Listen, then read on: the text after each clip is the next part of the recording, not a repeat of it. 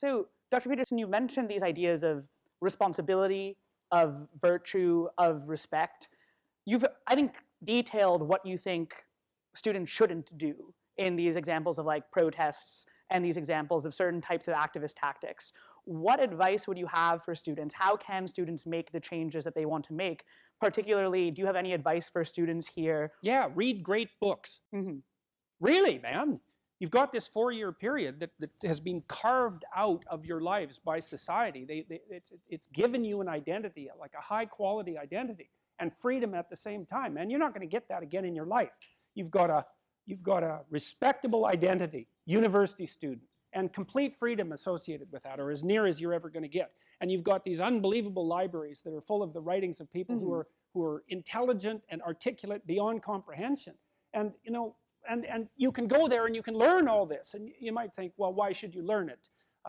Well, you learn it to get a job, or you learn it to get good grades, or you learn it to get a degree, and that's all nonsense. It's nonsense. The reason that you come to university to be educated is because there is nothing more powerful than someone who is articulate and who can think and speak. It's power, and I mean power of the best sort. It's authority and influence and respectability and competence. And so you come to university to craft your highest skill, and your highest skill is to be found in articulated speech. And if you're a master at formulating your arguments, you win everything. And better than that, when you win everything, everyone around you wins too. Because to transform yourself into, let's consider your transformation into something approximating the logos. It means you shine a light on the whole world. Well, there's nothing more exciting to do than that. There's nothing better you can possibly do.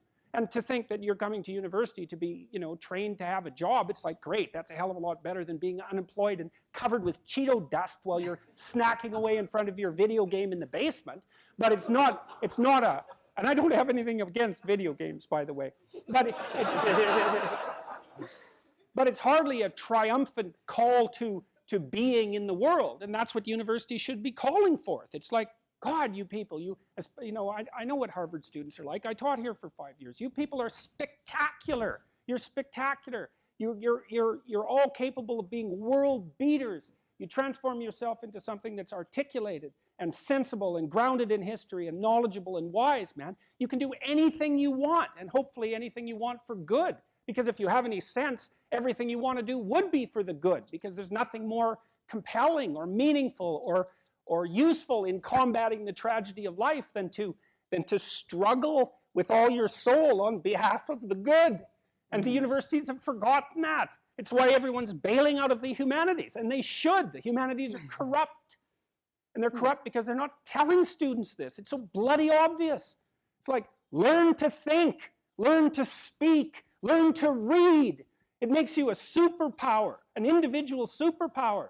You have and I don't understand why that isn't just told to students. It's not that hard to understand, and everyone wants to hear it. It's like, really, I could do that? I could do that? It's like, yeah, really, you could do that. And the whole society around you has labored for really thousands of years to provide every single one of you with this spectacular opportunity that you have while you're undergraduates and graduate students here, man.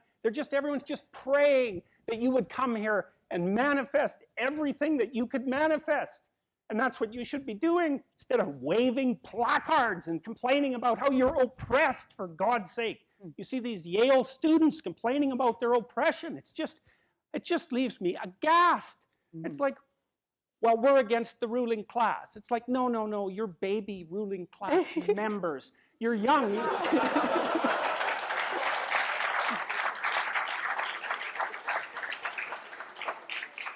The only reason you're not rich is because you're young. You know, that's the best. Really, if you look at the 1% even, the dreaded 1%, you know, most of those people are old. Why? Well, when you progress through life, if you're reasonably successful, you trade in your promising youth for your wealthy old age, but you're still bloody old. Would you trade it? Would you trade your youth for that?